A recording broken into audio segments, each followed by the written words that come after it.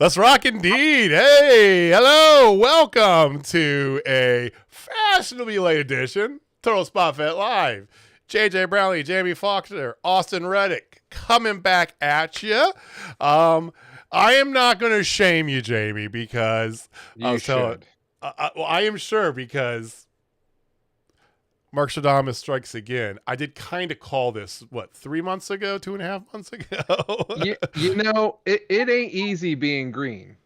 Like, it's one of those things, man. Like, when you start coaching and they decide to throw an ad hoc one together and you plan on, I'm not going to go. I'm not going to do it. Then they tell you what they want to work on. You're like, Jesus Christ, I need to be there. And then completely rewrite the entire practice plan, and the girls actually benefited from it because we got a tournament starting Friday.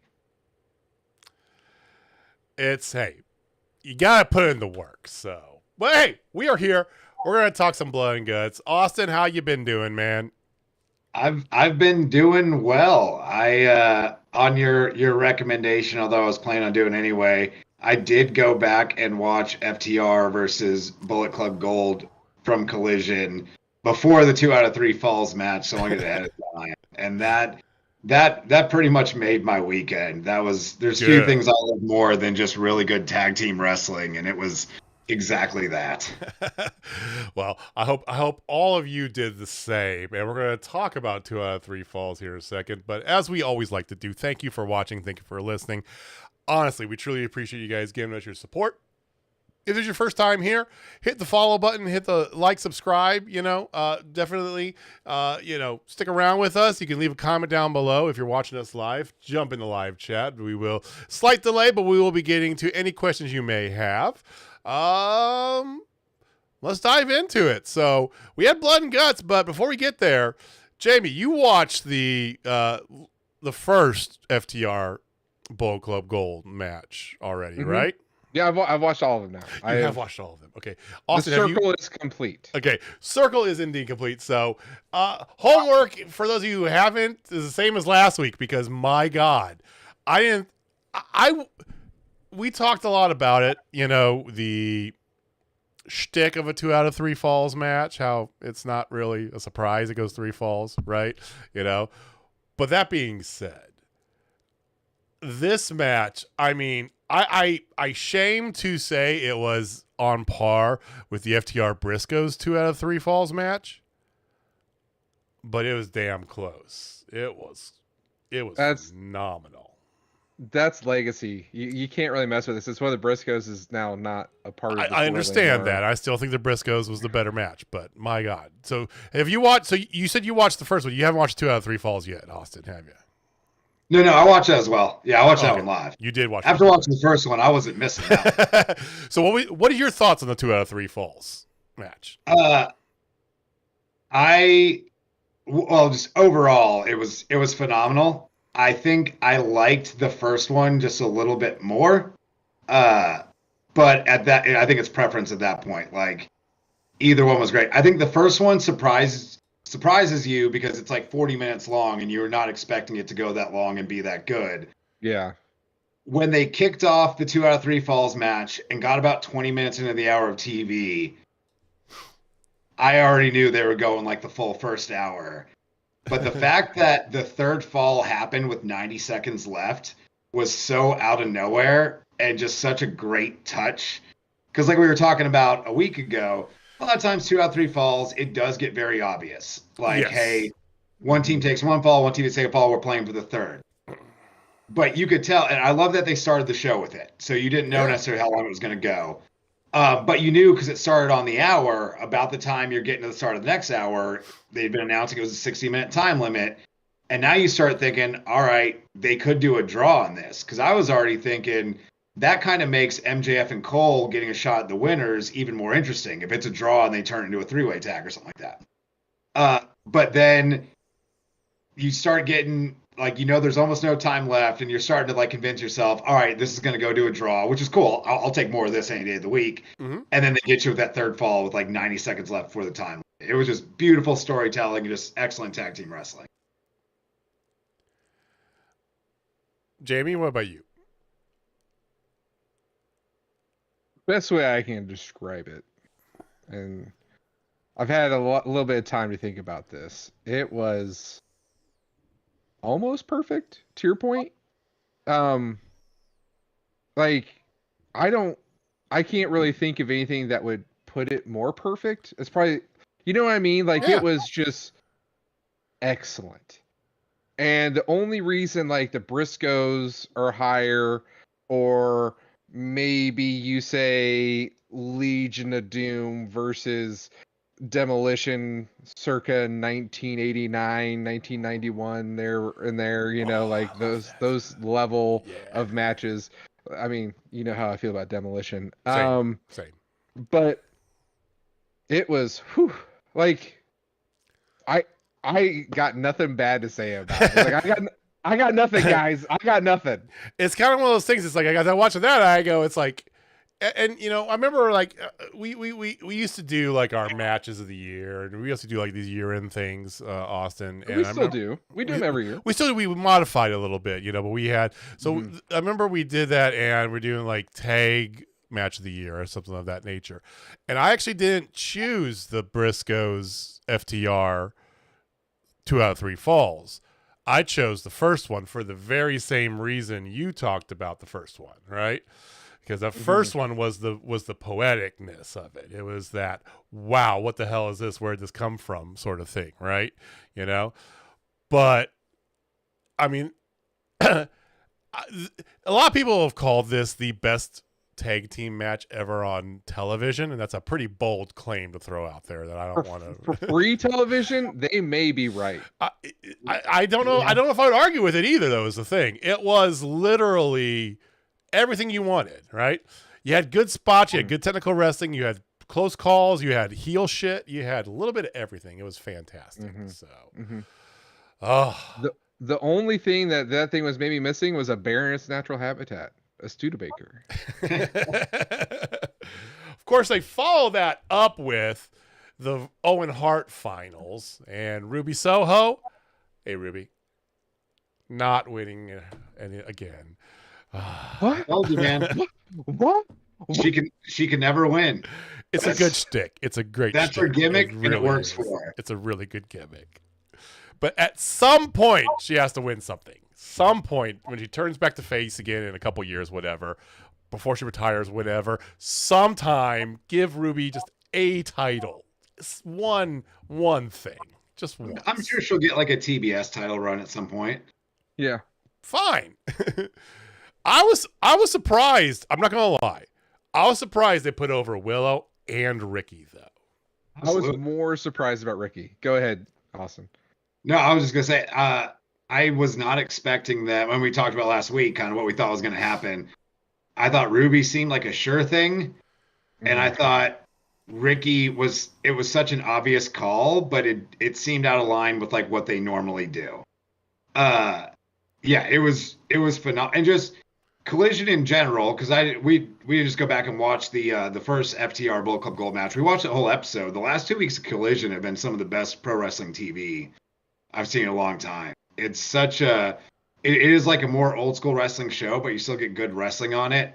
Mm-hmm. And yeah, the fact that they start with the short vignettes, just the quick pre-tapes between the people fighting that night, is such a nice, like, little different touch and like an old school throwback pro wrestling. Like old NWA, right?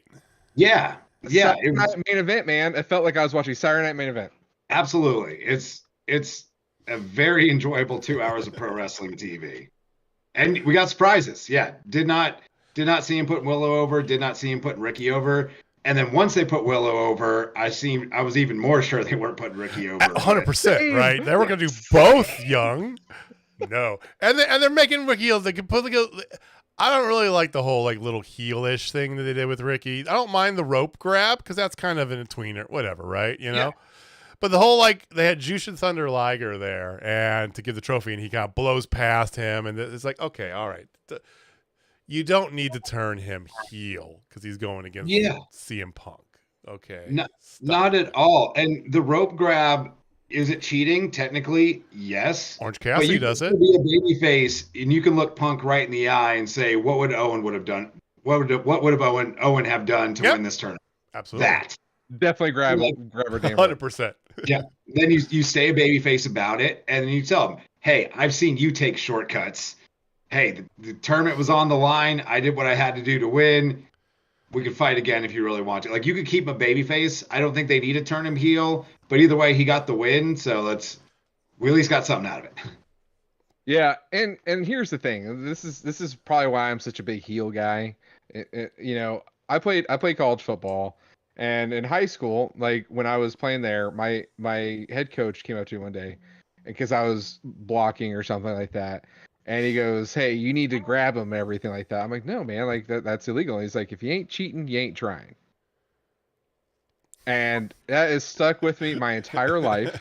Like legit, like that's why I teach my girls to get off just before the ball gets out of the hand, you know, just a little bit so they won't call it, but it's a little competitive advantage.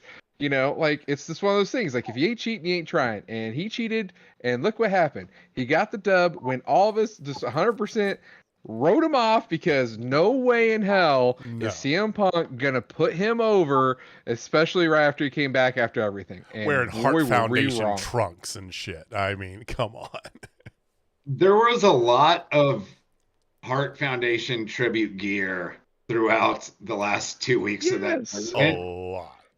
And I feel like there needs to be some coordination on who's doing what when. It's like, maybe draw names out of a hat and one person gets to do it. Maybe one on the men's side and one on the women's side. But anything more than that, it just starts to be a bit jarring that multiple, like, it's not as cool the second time you see it.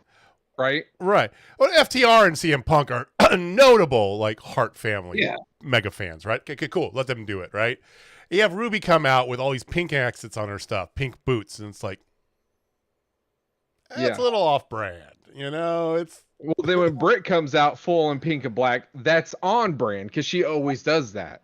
But then again, then you turn around and You got when the Acclaimed were going against somebody just in a regular match, they were wearing pink too. It's like, we get it. You all are in Canada. Congratulations. At least I do want to give a proverbial tip of the cap to Powerhouse Hobbs for like basically going full on Owen Hart singlet. That was a dope look. That was cool. Yeah, that was cool. Yeah, because that's the thing. Like CM Punk, I get it. You're in the Owen, but bro, you're wearing Brett gear. That's Owen's like number one rival. That's like walking to his house and spitting on his couch or something. Yeah, Hobbs did it right. Hobbs had actual Owen gear. Someone go out there dressed as the Blue Blazer. Like, ooh. now we're getting not in that deep regard, cuts here, obviously. man. But So, like, I was there, FYI. That's were do you know that? Yeah, I was at the show in 1999. Kemper Arena in Kansas City is where it Kemper Arena. oh yeah, because that's right. That was in Kansas City. Yeah. That's an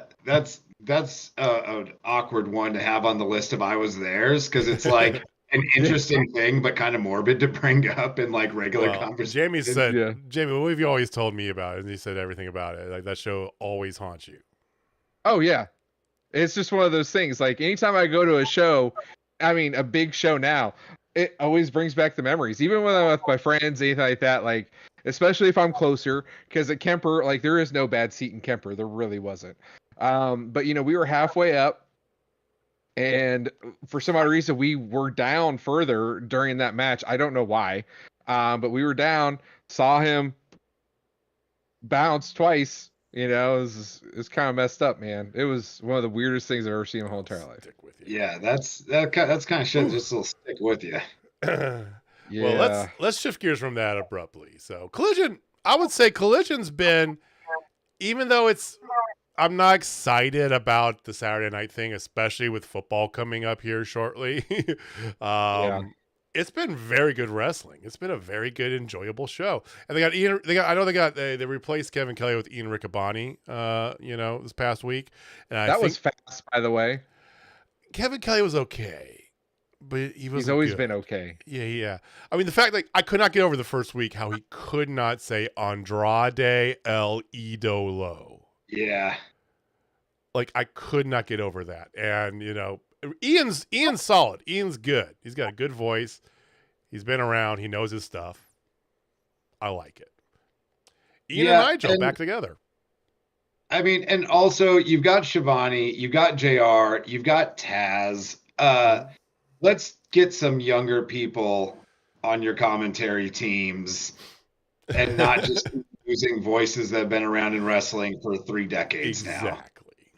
Yeah, I like the switch up. I liked him a little bit better than Kevin Kelly. Yeah, Kevin Kelly's trying to get reservations at Dorsia. Well, before we get to Blood and Guts, which I know Jamie's excited to get to I really am. Several different reasons. Jamie, I think you got yourself a giant ass Coke there. You know what goes really well with Coke? Hookers. You know what also goes really well with Coke? Hundreds rolled up. All right. You keep killing my segue here, or what are we doing? Yes, absolutely. What goes really well with Coke, I would say, would be a little spot of knowledge, right? That would be good, because every now and again people, when they have Coke, it will get stuck in that stash. That does happen. That does happen. You ever do like the blowout and you get like the like Triple H spray, Oh, constantly. Yeah, constantly. All the time. Yeah, this thing starts dipping into most beverages. I'm also a heavy coffee drinker and like drinking out of a coffee mug. I'm surprised like the bottom of the front isn't like. That's why my water bottles always have straws. Anyway, sorry. Ew. Time for this week's Stash of Knowledge with Austin Reddick. So for this week's Stash of Knowledge, I'm actually going to keep talking about some real nice stuff I've seen on Collision so far. That's not in-ring work, just general presentation of pro wrestling. And there's like a second part of the stash knowledge, but I'm gonna wait until we talk about Blood and Guts itself, because it kind of ties in what we were talking about in the stash knowledge last week. But I'm gonna wait till we get to that match. So this will be like a nice little teaser stash knowledge. We'll get into it later. One awesome thing I saw on Collision that we didn't talk about was the promos with Malachi Black and Andrade. Where Black's sitting in the chair, it's getting him from the side with the painted face. He's telling Andrade basically, I'm going to beat your ass because you're not as good as I think you can be. And then Andrade cuts a promo, and he's got such a heavy accent that like half of it you can't quite understand what he's saying, but you get the gist, and you don't have to understand exactly what he's saying for that promo to hit. And it's something you don't really see anymore. And like going back to the pre-tapes that start the show as well, Collision has done such a good job of giving people not just promo time, but presenting it in a way that makes you interested in the characters. That like I'm tuning in. I want to see what happens with Malachi Black and Andrade. Those two promos back to back was, without them ever touching, was just perfect pro wrestling. Like, cool, I'm bought in. I want to see this. Same thing maybe I didn't see last week. So if you kick off the show with 15-second clips of everyone competing in your main events tonight, giving a quick rundown on what's on the line, why am I here, why are we fighting over this, I'm bought in already. Like, you got me signed up for the next 2 hours. It's what I think what Dynamite misses a lot of the time is Dynamite very much just seems like 2 hours of pretty good wrestling, sometimes great wrestling. But I think a lot of the promo time, it's like Dynamite's a lot of in-ring promo and just segments. Just go out there and talk to the crowd for a bit. And I love the difference in Collision with the more pre-tape style, kind of different environments for people and things like that. It's beautiful throwback to old school pro wrestling TV presentation. So that's a great observation there. I hadn't really put much thought to it, but now that I have, absolutely. Because Dynamite feels like, and you know, anybody who knows us knows that me and Jamie have a love-hate relationship with promos in AEW. Dynamite feels like they're doing promos for the sake of doing promos, right? Absolutely. Gotta get you some screen time. You got 10 seconds, go. I don't like you. Oh, wait, that turns into a feud, and next thing you know, that belt changes hands somehow. But anyway, we're going to get into that. Yeah, more often than not, even after you see the promos, you're not entirely sure why these people are fighting. Exactly. Whereas like Collision in 15 seconds at the beginning of the show, CM Punk just told me exactly what's on the line. It's the finals of the O, and he's going to do what it takes to win. Ricky Starks told me exactly what he's going to do to win. Ruby and Willow cut completely different promos. Ruby, hey, Willow, I don't even think you're cleared to be out here. This was mine last year. I'm taking it. Cool, I'm in. Willow, just being happy Willow, like, hey, maybe I'm not completely 100%, but I know I can go out there and do this. Like, that's the other thing, too, with those little pre-tapes, is you got very clear, like, heel and babyface for most of them. And then with Starks and Punk, even though there wasn't really a heel, you still got two confident baby faces that were like, oh, this is still wrestling. We're going to go wrestle. It was just such a good presentation of what to expect through the rest of the show, and just makes the show so much better. Okay. Yeah. I think it does, like, whoever's doing the writing for it, it makes it kind of, the argument non-AEW fans have is always that, yeah, it's a Spotfest, but there's no story, right? This makes it more accessible, to your point, to somebody who maybe is not used to AEW or just checking in for the first time, right? You started to say something, Jamie. What's up? See Orange Cassidy. Like, he is their argument, and I hate to say it, they're 100% right, because he needs a story. He's good enough for a story. But he ain't got it. But that stash of knowledge, I like it. I like it a lot.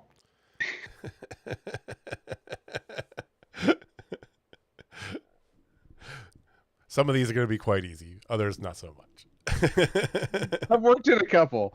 I've worked in a few. I'm not gonna give the number. Oh, and for the record, last week's number, thanks JJ, was 27. 27 movie quotes were littered in throughout our show. He asked me for a number. Of those 27, though, a strong 10 were forced. Very forced. What's it? How many of the 27 were Ready to Rumble references? How many did we get on that? Four. Rumble references. And I really wanted to do the Slurpee one, like the Slurpee kid. He's like, "I'm your bitch." With Goldberg. I wanted to try to find some way to work that in, and failed miserably. Well, I'll take the blame for that, but it was good fun watching Jamie try to squeeze in almost 30 movie references in an hour and a half. So, coincidentally, not the most movie references he's done in an hour and a half or less. I will say that. That is 100% accurate, and it flowed actually a lot better. The Star Wars one, I think I got no less than 50. I stopped counting at like 18 because I'm just like, dude, it's gone. Talking about stuff at work. That's no moon. That's a space station. Oh wait, it's actually this. Just clicking on because it happened to happen on Star Wars Day. Yeah. So that's what happens when we have May the 4th.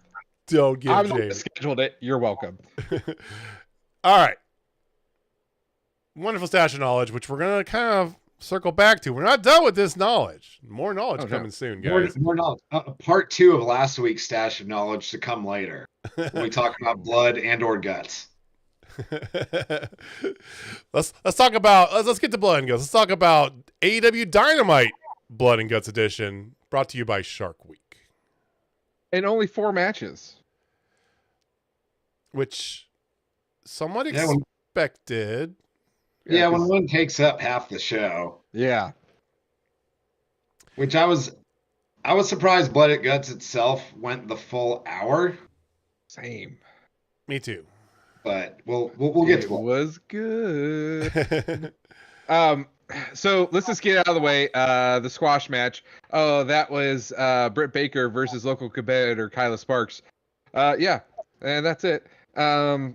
I was excited to see Kyla Sparks. I've seen her online, but I wish she got better. I wish she had a better showcase. That's an old school dark match. That is an old school dark match. It felt like a dark match. It did. And yeah, so Blood and Guts, which should be a heavy part of the show. You're building up to it. It's a giant 2-ring gimmick match. Mm-hmm. I get it. It went the entire second hour. You couldn't have made that go about 57 minutes and had some kind of story for the women's division outside of this Britt Baker squash. Like have a Ruby Soho I'm mad promo, or have you're setting up, or have Britt hop on the mic after the match and let us know, like, what are you doing?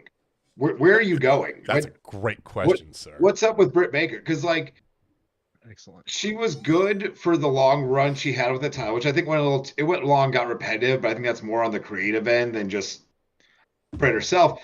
But outside of, I'm the heel champion with muscle cheating to help me win all the time, I don't think she's really settled into what she is as a face now and what her direction is. Clearly they're waiting for Hayter to come back. I get that. So it makes sense that she might not be going for the AEW Women's Championship right now. But what are you doing? Why? You can't give me a 15-second Britt Baker promo to start the show where she's like, hey, you know what? I've been focused on Hayter, all this Outcast, that's all done, whatever. And tonight, you're going to see me in the ring again for X, Y, and Z reasons. Just why was that squash match there? Just give me a promo to fill it in a little bit afterwards. But gentlemen, you're missing the main reason why she didn't have that. Because we had to have a dance-off. All right. Give me true reaction to the shtick between, and I mean not just the dance-off, but the 2 promos ahead of time. Eating Chinese food, the matching outfits, the dance-off, Adam Cole and MJF, love it, hate it. Where do you guys stand? You first, because mine might take a minute. So I'm pretty sure I said the exact same thing last week. And last 2 weeks, actually, I think is last 2 weeks. If we check the tape, I can't tell you whether I love and hate it because the answer is both. it is genuinely entertaining. Like I enjoy what I'm watching while it's happening. I'm going to talk about that, Heather. Don't worry. Why is your world title a part of this? Because if you had the world title literally on anyone else and there was an actual world title feud for your main belt that everyone should be fighting over, and this was just, hey, what do we do with MJF and Adam Cole now? Let's team them up and like even give them Roman tag titles. You could have gold out of all this.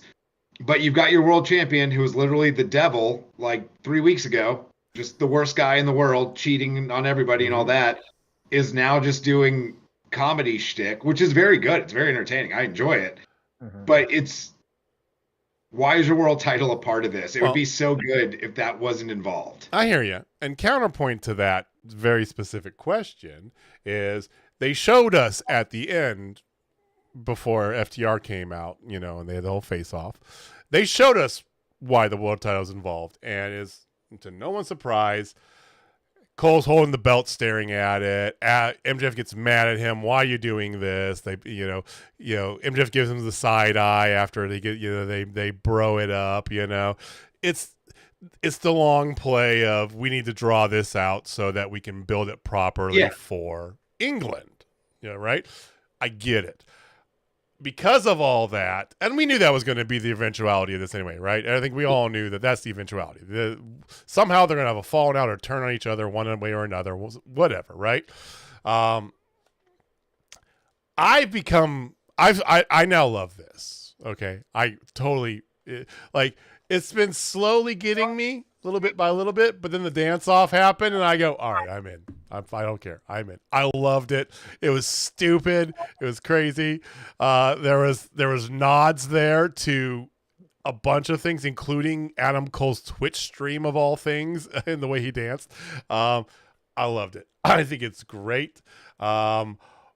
Heather's point is great too. Why can't Roddy catch up to Adam? I see your question, Heather, and I'll raise you this.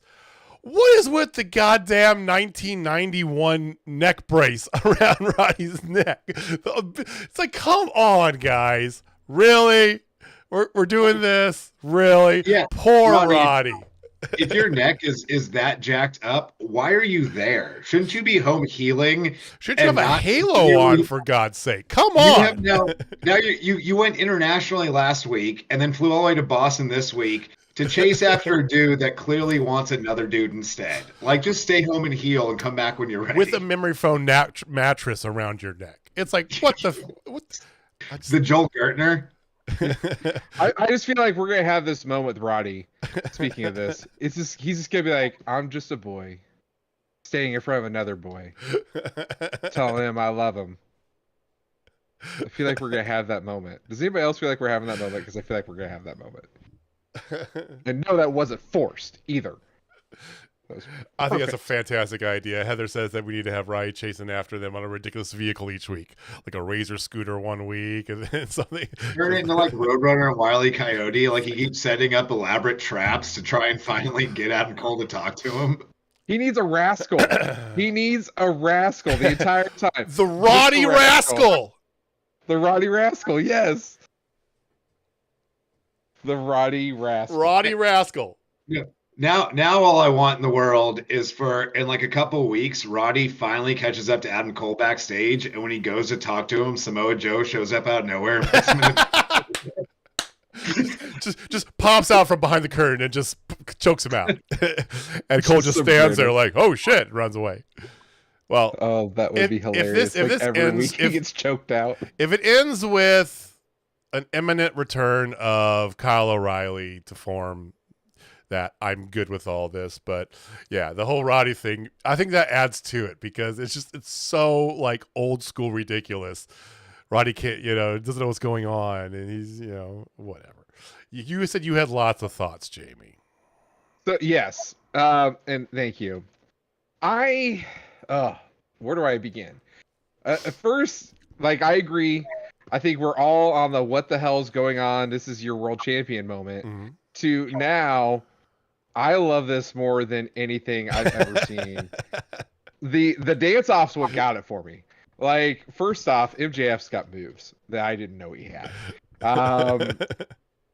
But it was amazing. Like, I love it because I know the long play. We've talked about the long play, and I still It's believe obvious, Adam Cole is going to become super mega heel Adam Cole again, and you're going to turn MJF face. I told you it's going to be the old switcheroony, just like they did with Britt and them. They're going to do the exact same thing, calling it again. Mark Stradamus is on this one, 100%. And when the Undisputed Era comes back, and whatever they want to call themselves, you know, it's going to be amazing. That's all there is to it. That's it. That's it, Chip. I don't see the MJF face turn coming. I don't either. There. I just there. One him pulling the belt back and looking all pissed off that Adam Cole would take it was still very heelish. And also, if they do double turn and MJF does turn face, he can't go just win the title right back. So then, like, it's weird to have this big face turn and it lead to like immediate failure of, well, you're just gonna get beat up by the Undisputed Era and you're not gonna win the title back, or else why would they have dropped? Like, you kind of book yourself into a corner with the double turn there. No, you don't. I completely disagree. Hold on. No, I want to hear this. Go. Okay, because he turns face, right? He loses as he should. And then he's going to be I'm going to fight, I'm going to learn, everything like that. And then he's finally going to come to his senses. Oh, I don't know, revolution time. So give him 6 months as a face. He's like, I got to be a dick to win. And then he's going to get back on a win streak next year, setting it up for next All Out or All In or whatever. And, win the damn thing back. Easy. Now, one thing I do agree with you on is that an MJF face turn has at most 6 months of shelf life on it, because I don't think that's going to last long. I think they would pull the trigger and turn it back sooner rather than later. There's way too much stock in him being just a deplorable human being asshole. I don't think he's a dick, but he's our dick. I hear you. Here's my take on it. Okay, I think you're going to have Adam Cole do the turn, but not a heel turn. He's going to cost them whatever it is turning on him. And you might think at first, oh, is that a heel turn? He's face, but it infuriates MJF. And Adam's just like, I'm sorry, you're too horrible of a person. I tried to, put up with your bullshit, but it's not working. You need to be removed of this title because you're not a good, I think you'll have that kind of that self-glorious face. But he'll do the dirty work of ending their relationship, right? If you want to call it a turn. That's my guess. Dude, Adam Cole's so much better as a heel. He is. You believe everybody's better as a heel, and the problem with AEW is they're a company. Well, I know it's not true. The company's full of a lot of people who are better as heels too, right? Okay. Problem with Britt Baker. What's wrong? Why don't they do anything with Britt Baker? Because she's not a good face. Well, she doesn't have personality really. That's why she's better as a heel, but they can't have her heel because they have too many fucking heels.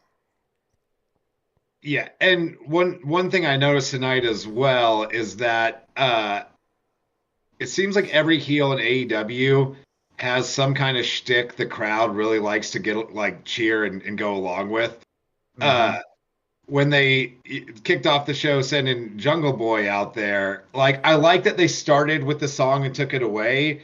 But I think the whole pre-tape they did with Jungle Boy of him burying his old self, I think you could have shown that a week or two ago and done a little bit quicker of the first few notes and then cut it off immediately and not let the crowd sing along with it for 90 seconds before stopping everything. Mm-hmm. Same thing with Jericho, with everyone coming out and singing his music. And the stuff with Jericho tonight was kind of weird. You've been teasing turning face last couple weeks, and now you came up and just yelled to shut off your music and flipped off the crowd and told them they could sing just to get a little cheap heat for no reason. It's 100% cheap heat, and it's also 100% just Jericho wants FaceTime or wants screen time. Yeah. Well, and they. Go ahead. Good. Okay, so Jungle Boy, case in point. He sucks as a heel just as much as he sucks as a face. Like, not a fan. And then I like it. I like it. well, it's better than what he was doing, which is fair. That's a low bar, but sure. Can I throw out this hot take? Chris Jericho can't sing. Oh, not at all. I've seen Fozzy live. He's terrible. I mean, he was the first guy eliminated from The Masked Singer. Do you know how bad you have to be the first guy eliminated from The Masked Singer? Yeah. No, Jericho can't sing. He was just already famous and gotten in a band with talented actual musicians. And the fact that Chris Jericho is fronting this band will get fucking marks like myself out to go see it in 2012 or whatever it was. I went and saw Fozzy and was like, oh, this is really bad. Yeah. I know people that you and I work with, Jamie, who like Fozzy. He does that Fozzy band. He's not a wrestling fan, but he's familiar with the name Chris Jericho, and it's just it's not. Yeah, auto-tune's an amazing thing, and it still sucks. Yeah. Yeah. Go ahead. Do you see Heather's comment? Because that's like nail on the head. I understand that, and that's partially why I like it. Once again, I don't think we need to make more of it than what it is. Jack Perry is not. He's a very talented in-ring performer that's horrible on the mic and didn't have a single personality, right? And the fact that she also referenced him as JBJP. You know. I know that's what you were really referring to. I was trying to gloss past that, but regardless. I mean, that's who he is. Okay, so going past that, though, I like the sort of entitled brat shtick. It's a good shtick, Absolutely. right? It's an old trope, right? You know, it's perfect for him, though. Honestly, it is perfect for him. He doesn't have to be. He has to be great at it for it to be effective, right? You know, he can be a little bit sloppy as he naturally is because you just come back and be like, well, you know, the entitled brat kid. Yeah, cool. That's why I like this. I mean, I like the oddity of it. I mean, he came out to Beethoven's Fifth Symphony, for God's sake. It is a heel move to come out to classical music, though. I would recognizable classic music too. I would be on board with it if we got like a promo or a character reason why it's specifically that. Agreed. If it was just kind of like random ominous like orchestral music or something, like, all right, cool, just switching it up. Sure. But that's a very well-known piece of music, and nothing about you previously being son of Tarzan or whatever makes those things jive. So like, just give me something. Just tell me why. Why that specifically does that tie into your character? Overall, though, I'm on board with heel Jungle Boy. I think it's a work in progress, but I see a lot of potential there. I like the shitty entitled brat, it's a much more understandable and just natural character. Like, yeah, your dad was a famous actor. That's why you're here. Even if it's like, I mean, and his in-ring work is good. He didn't have personality, but that's a character you can play yeah, my dad was famous. I can do whatever. I don't even have to be here. I'm literally rich. I could just leave whenever I want. But I'm going to stay here and kick ass because I can. Okay, you got something to work with there. Yeah, the music was a weird choice, but I think I mentioned this a week or two ago about when they finally do the match, we're going to find out who they see a future in and who they don't. And it's Hook. And I think the Hook experiment's done. Dude, you've been there for over a year now on TV. You should know how to throw a punch by now. Because like those random flurry body shots looked so bad. It was jarring. Yeah, that you're not wrong there. I want to be on Team Hook, but he's just pretty for the ladies. That's all he is. Yeah, I mean, there's a lot you could work with. Just like go to training and just learn how to do the basics better, so they can do something with you on TV. Because like you've been around too long to not Yeah. not good. He's athletic. He's got a good look. He can do some good things, right? His submissions look good, right? He does good suplex game, right? But just can't put all together. He even did one of Jimmy and my favorite things, the no sell German suplex, right? And the way he did that, I'd go, Yeah, Hook, he's either throwing a suplex or just kind of generally brooding in a corner somewhere, or he's unwatchable. Like, he's got two things he does well, and you need a little bit bigger toolbox than that. Because I think I was like watching it as someone that does this on occasion. It looked like Jungle Boy was working his ass off to make that match and Hook look good. Absolutely. And I think he did the absolute best you could with someone as limited as Hook is. Which, to your point, like, Hook, okay, first off, Hook is Taz's son. He's been trained by Taz.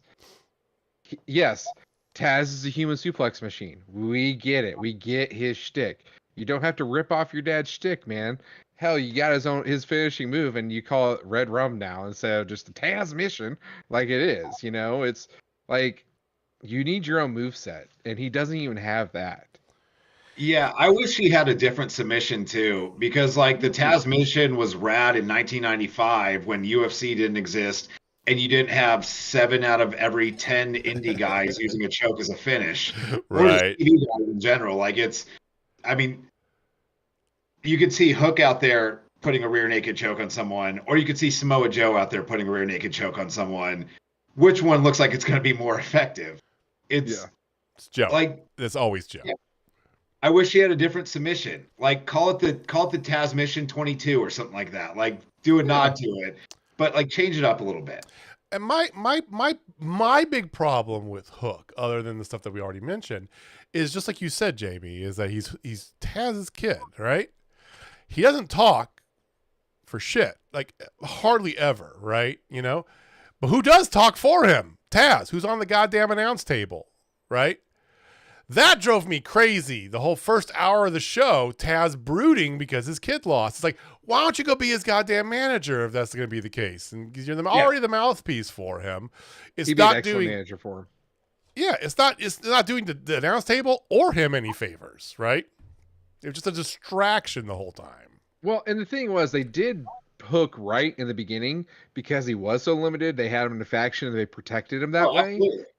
And now he's out on his own. It's like, dude, you got to sink or swim, and he sunk like a son of a bitch. Well, you got to take a swing. You got to take a swing to see if you can hit the ball. And sometimes you don't hit the ball, but you got to take a swing. So I appreciate them for at least trying this. Yeah. And I think that the end goal is that we got a direction for Jack Perry. Even if you might not love it, Jamie, it's still a direction. So I've decided from this point on, I'm not going to call him Jungle Boy Jack Perry. He's going to be Dylan McKay. Because that is his character. He is legit playing his dad's most iconic character of all time. He's Dylan McKay. Probably been doing that from the start. Yeah, a little bit on the nose at the start, honestly. Infinitely more interesting, and he's in a good spot because I feel like we've kind of gotten too much of Sammy Guevara and Daniel Garcia being the go-to mid-card can eat a loss heels. Yeah. And we need a fresh face in that category. So Jamie also said something on the show a long time ago that Jack Perry would never win a championship this year. I went on record saying it wasn't going to happen. Yeah. Oh, yeah. I don't remember that, but okay. I do. Luckily for you, I have a pornographic memory. But like I said, a photographic memory. You dirty bastards. No. So anyway, I said that I'm publicly apologizing to Dylan McKay. He earned his first championship, even though it's a made-up one. It's his. It's like R-Truth's 47 24/7 title reigns. Like, technically, yes, but all right. Let it slip. All right, so let's get just real quick. Adam Cole and MJF, of course, obviously when we went through that. So they will go on to face off against FTR. sometime in the near future. The 29th of September. Yes. 29th Saturday. Yeah. In Hartford. Yes. Ooh. In McMahon country. Not far from Long Island.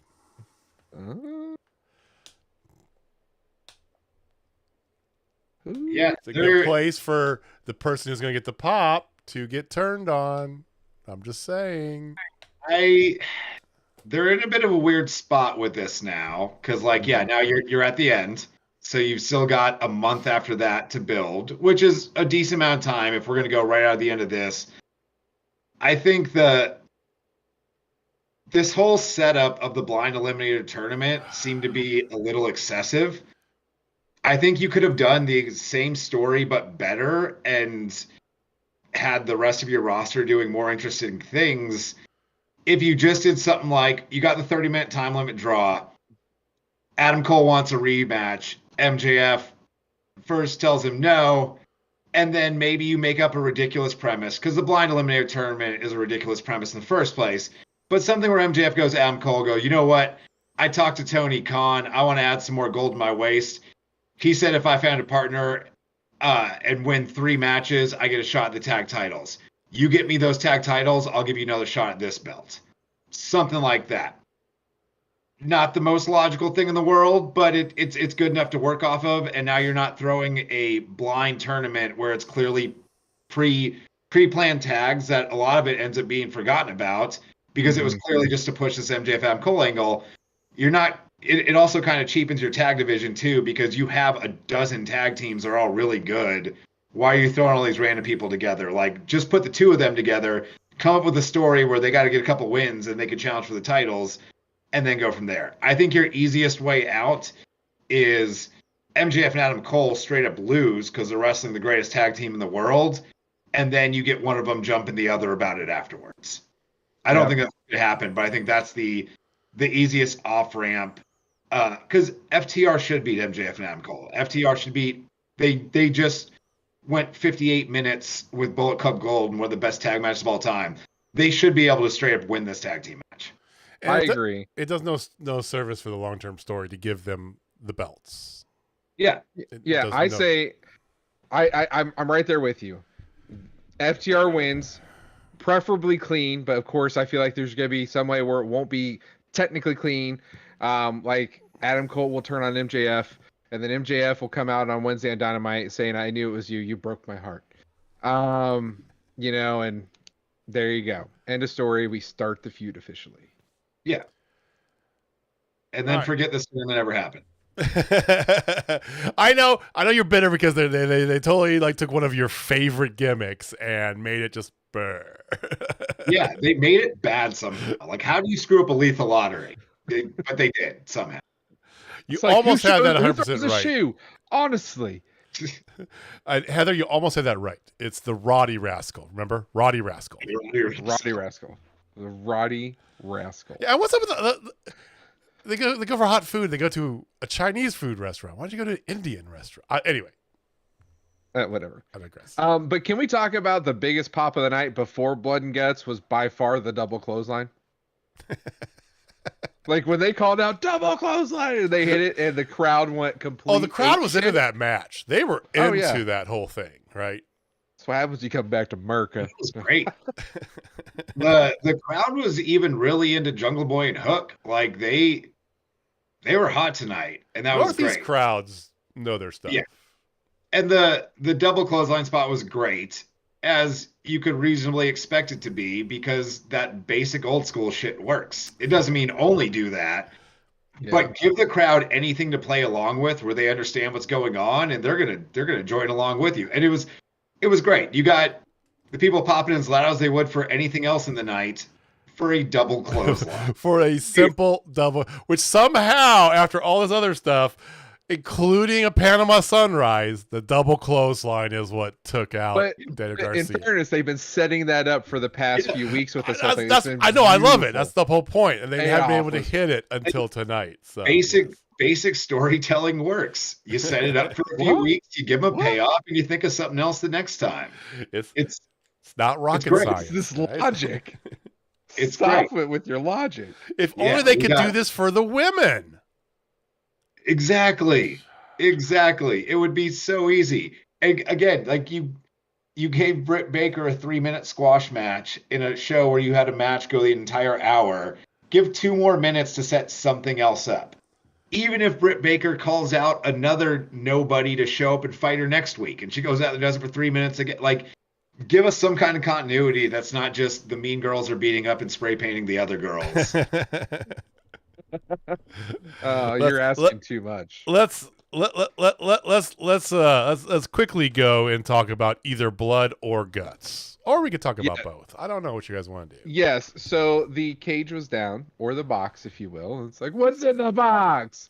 It was blood and guts, ladies and gentlemen. The blood and guts was in that box of cage goodness. And guess what? Guess what, ladies and gentlemen? I don't know if you knew this or not, but Jon Moxley bled. Shocking. I know. You know, there's a few things in this world that are a big surprise, you know. Getting presents on Christmas. Somebody getting elected to the United States. Because, you know, it's actually not done by us, the voters. And Jon Moxley bleeding. Complete surprises. Complete surprises. Yep. That's not an unpopular hot take, Heather. I'm gonna explain why in a second. What'd she say? I missed it. Her unpopular hot take: Ibushi was rusty. You shut your mouth. You shut your mouth right now. 100% agree. No, I refuse to agree that you're completely correct, but I don't want to say He it. hasn't wrestled in what, like a year? No, 6 months. It's completely 6 months. months. But it's fine. 8 months. That's why his first match was a 10-person chaos machine inside of 2 cages, because he can get lost in the shuffle because he was rusty. That you don't do that for 8 months. You're going to be a little rusty. It happens. I don't even know for sure if it's 100% rust. I think both him and Claudio just looked extremely out of place in Blood and Guts. Yes, I agree. It was a contrast against everyone else, because even Yuta looked like he was in a match. He looked like he belonged in the match and was doing what you would do in that. Right. Claudio and Ibushi were just trying to wrestle inside a cage surrounded by tacks and glass and stuff. And I thought it took away from the match a bit. Like, they looked very out of place. And I understand Claudio was going to be there either way, but you had the Danielson injury, you had Eddie in the G1, you had to change some things. I don't think this was the best first showing of Ibushi, because I think he did get a little bit lost in the shuffle, and that's not necessarily what you want when you're debuting this big international signing. Because him coming out lost was cool. You know, we knew came in, threw some strikes on everybody, but he didn't seem that important to be in there, especially when, like, you made a big deal last week about this is our 5th guy. He was in the match for sure, but, like, he didn't specifically do a ton to help you win. He was just kind of another guy in the match. There's really 2 spots he had. When he first came in and he's clearing house and he does the face off with Moxie. Okay. That was good, right? You know, because here's the top guy, cool, right? Yeah, yep. And then a little bit later on, there was a similar sort of thing, and he had, you know, that face off with Takeshita, and, you know, it got broken up too soon and turned into like a 2-on-1 whatever thing. But that was actually I thought was a good opportunity for a spot because of all the DD Pro stuff history that, you know, shared between them, right? You know, and Excalibur tried to touch base on that even in the middle of that, you know, but he looked like he didn't know what was going on, right? Okay, allow me to be real, because I will defend Kota Ibushi till the day I'm dead. You've been waiting months, if not years, for this day. I know, Jamie. Was I disappointed? No. Did I expect more? Yes. I'll put it that way. Okay. Yeah. He hasn't wrestled in 8 months. You know, the last time he wrestled was at GCW show where he re-injured his damn shoulder, or he had been back way before then. Yep. He looked like he was out of place. To your point, it looked like you had 2 guys who were like, what the hell is all this stuff around me? I just want to wrestle on the mat. And in that match, and it really was like his biggest spot was definitely the backflip onto Moxley on the bed of nails. That was his biggest spot of the night. Yeah.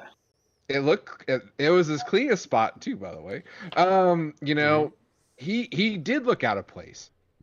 It was a good way to protect him, to get him used to a lot of these guys, because he's gonna start a feud pretty much right away with Moxley. You can see it written on the walls, because you're gonna have Omega and Takeshita going at it.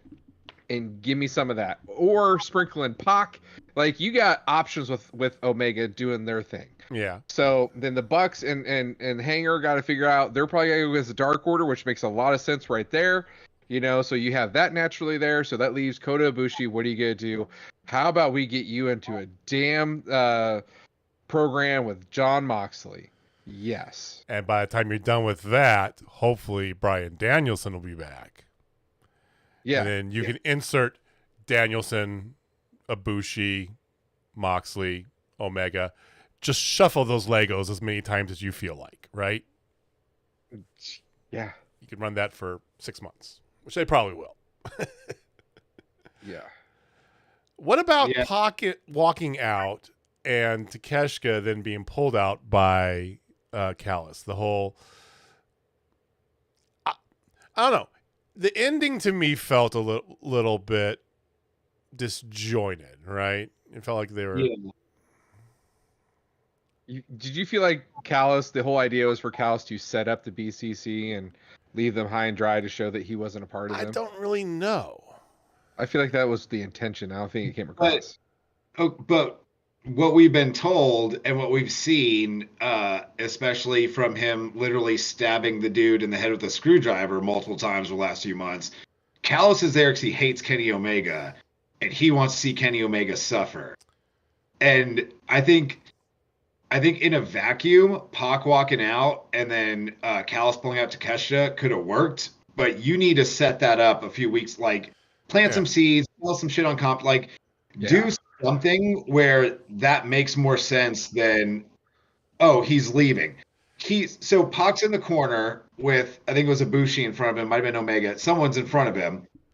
The person moves, and Claudio runs and hits him with a Euro. Okay, it happens. Pac is staring forward, watching all of this happen. Why is he so fucking hot? Clearly it was a miscommunication. You are in a 10-man war. There's glass on the ground. Jon Moxley's bleeding to death in the corner. Calm down, guy. This was a very minor. And that's the other thing, too, is Claudio hits that running Euro, and then Pac immediately comes out of the corner and gets in his face. Clearly, it didn't hurt you that bad.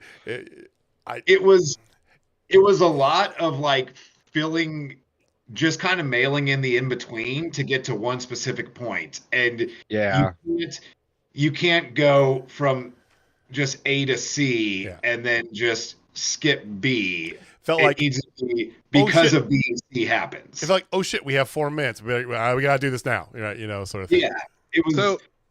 So let me ask you guys this: out of the 3 blood and gut matches, where would you rank this one?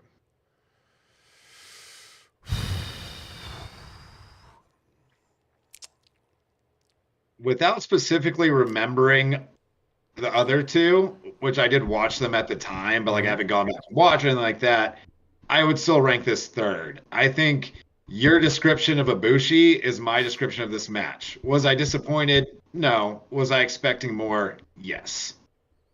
I agree. I think the first one was the best. The Pinnacle versus the Inner Circle. Okay. Yeah. I think a little bit of that had to do with where they had it at as well, right? You had it at Daly's place in Jacksonville, the home turf, right? They were able to build that fake stage and set some extra special things up for it, and it's like so. It just broke apart perfectly. Yeah, with the tarp that didn't is way too small, and you saw, oh, look at all those cardboard boxes there. All right. The one last year, I don't know. I put this pretty close. I think this one had a better setup, but because of some of the execution things with it, and the fact that it was on, it felt rushed at the end. That really bothered me. Like, I really don't like the way it ended. Yeah. The ending felt a little anticlimactic. It felt rushed, but the match itself felt like it went a little too long. It seemed like there was a couple really fun, cool spots, and there was a lot of just kind of filler in the middle. Yeah. It was fine. Like, it was still a fun little hour of TV. But one, we've seen, I mean, granted, you just got Ibushi in there and you just got Pac back, but we've seen some combination of most of these guys fighting for like the last 6 months. We saw them in Anarchy in the arena. Like, we've seen them do hardcore. There wasn't anything like new and exciting that got done in this. I liked Pac swinging double stomp through the table. That was cool. Mm-hmm. The nail board was cool because when Kenny bumped off of it, you could see the dots in his back. So that sold some realism. One thing that annoyed me throughout most of this match was how obviously gimmicked the broken glass was. Oh my God, nobody bled from that. Yeah, just Mox. And it wasn't even from the glass. That's because Mox came in and started railing forks into people's heads, and no one was bleeding. It's blood and guts. A stiff breeze will cause Mox to bleed. Well, yeah, that was spun sugar. Like everybody knows, that was spun sugar. Yeah, I did like the pillowcase full of tacks being rained down from heaven because everybody knows how much JJ loves him some tacks. So I'll always take tacks. Yeah, that was a cool spot. But then they followed up with one that we've already seen before. Jamie and I saw live, the tack line sneaker, right? Yeah. Okay, Yeah. You did that in a very great way against the Lucha Brothers and, at All Out a few years back. And you just had an exploding sneaker like a month ago. Like, you got to figure out something like razor blades, something. Call it an electrified sneaker and do like they used to do with the Mountie shock stick where you just like insert the bzz, bzz. Yeah, there you go. I'd pop for that. Like, just get a little When I was a kid, I legitimately could not figure out how the Mountie and the Berserker were not in jail because they were literally trying to do like on a weekly basis. That's attempted murder. That's against the law, right? I was such a mark. Yeah. So this match for me, I think it's guilty of the days of the past because all three of us especially, we've watched a lot of War Games matches. War Games!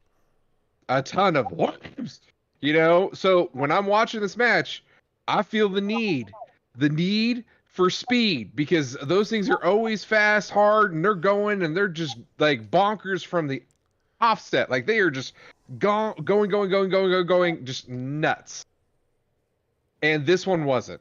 Yeah. By far, it was the most outlandish one. It had all sorts of shit in there.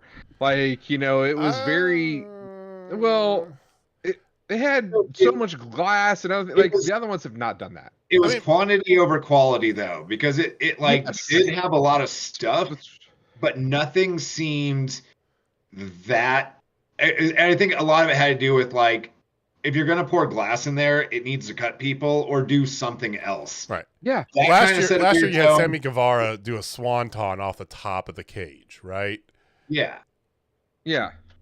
Yeah, that was there was, again, the swing and double stomp was dope. The rolling northern lights on the top of the cage was kind of cool.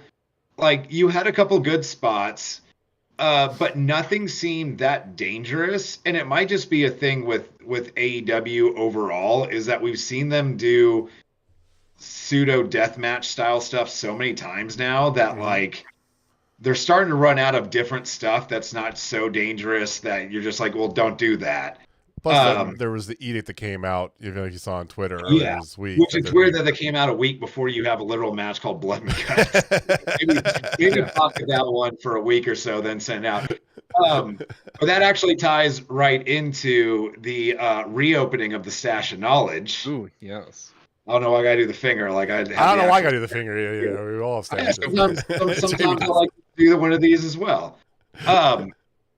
So going back to Mr. Moxley's dissertation on blood and wrestling and how why should we bleed all the time? There were 2 Crimson Masks tonight. Mm-hmm. There was Mox, and there was Yuta at the end. Yeah.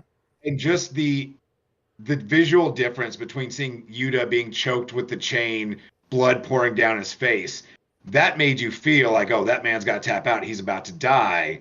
Mm-hmm. Whereas Mox, who was bleeding so much it had covered all his chest hair, you never felt like he was really in any danger. Even at the end, he's just sitting there like just kind of looking disappointed, but he doesn't look like a person that's bled all that. And he's done it so much that even in a match called Blood and Guts, when there was never a moment where he was bleeding so much you're like, oh shit, like this is wild. It was just, oh, Mox is bleeding again. It reminded me of in the mid-90s there. You know, I think it was back when he was bouncing between WCW and WWE, back and forth, Ric Flair, right? Yeah. He had a couple year stretch there where every appearance he did, it felt like he see blood. Yeah. He'd punch his own head in the middle of an interview to start bleeding and get because I remember growing up and seeing him bleed was like you talk about Wheeler Yuta, like important. You saw it, especially against that white, blonde hair. And then he became like Moxley, where it's like, yeah, he's bleeding again. Okay.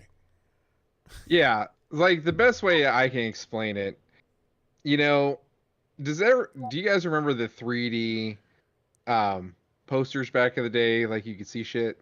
Oh, the seeing eye stuff they had at the mall. It's like the hidden image or whatever. Yeah. I hate with him. He if I look at him bleeding, it's like looking at one of those and you don't see anything. And then literally with Yuta, it's like, oh look, a sailboat.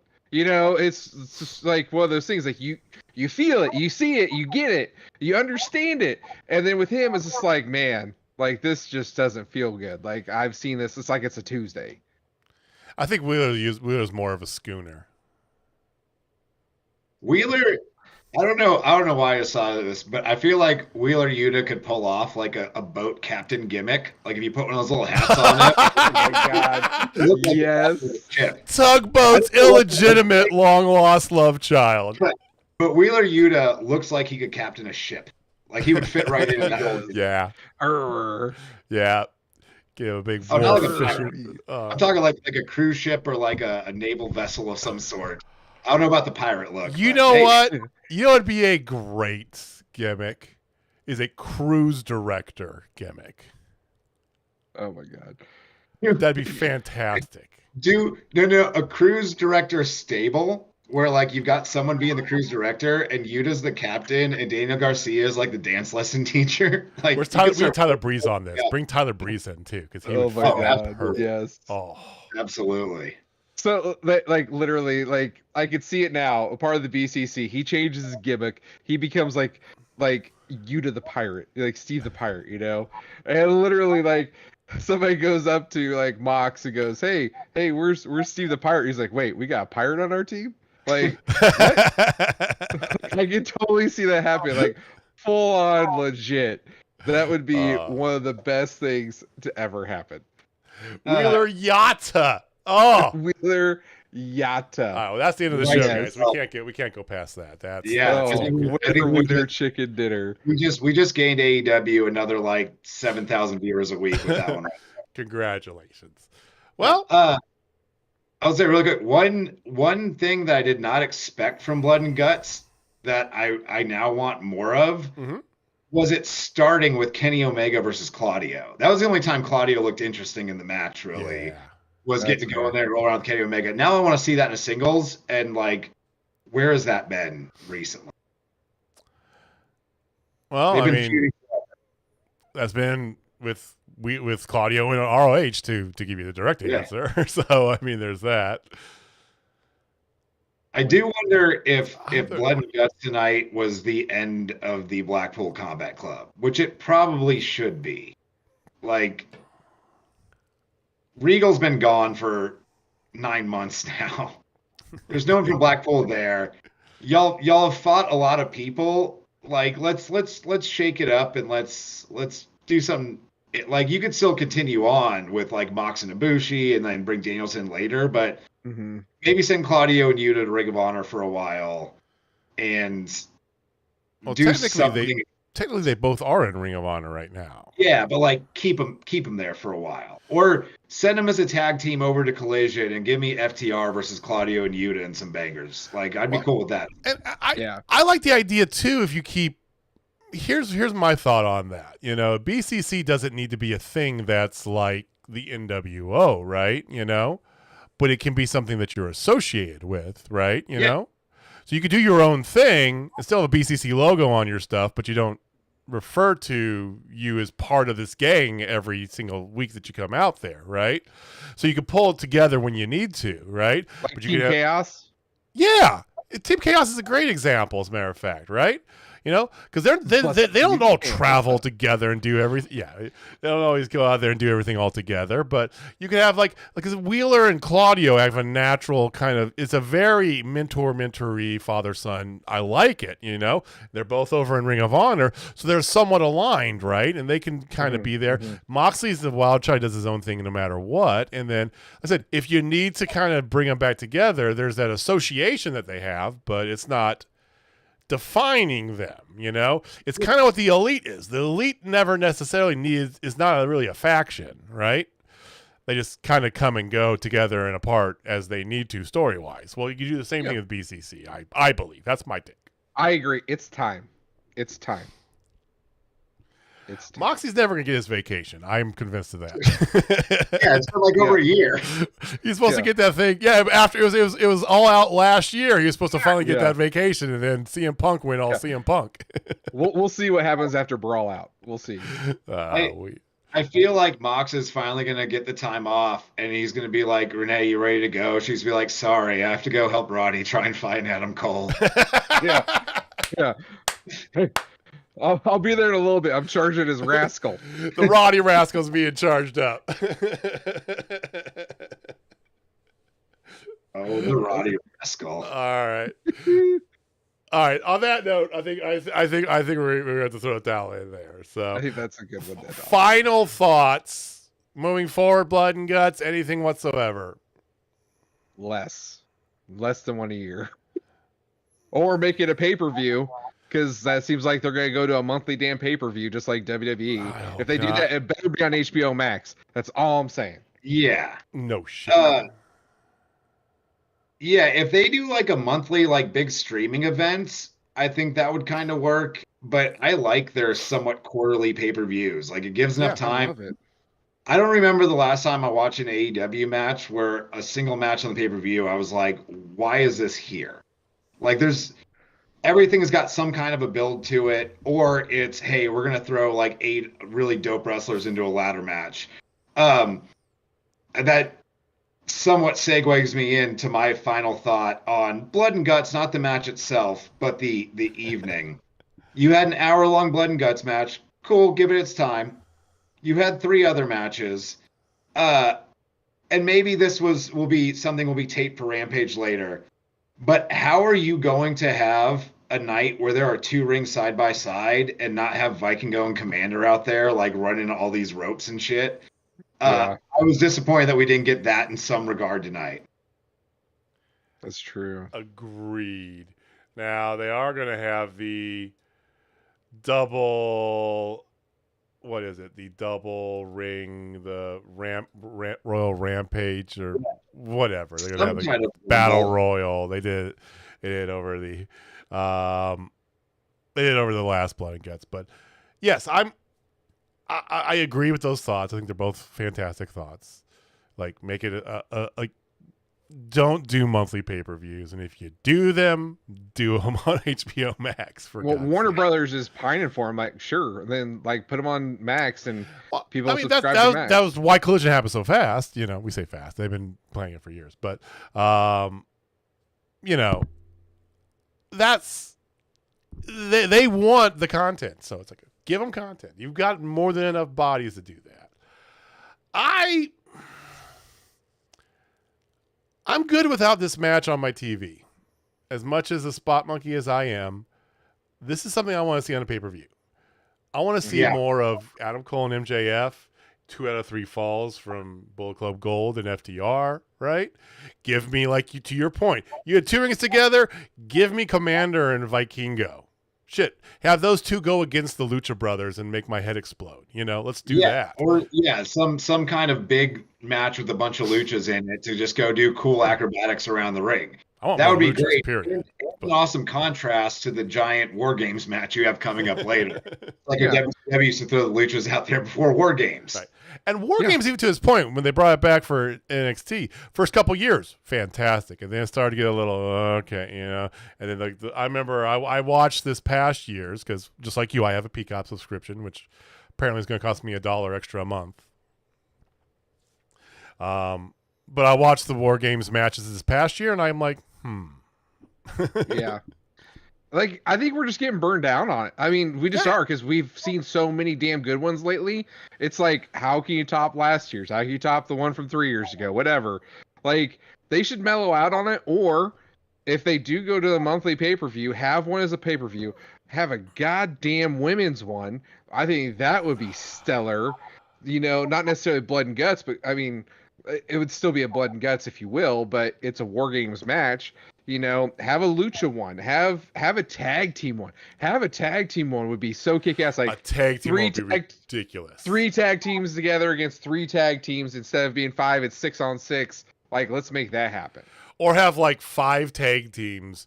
Winner gets a title shot. Right? That's a fucking like match right there. Sign me up.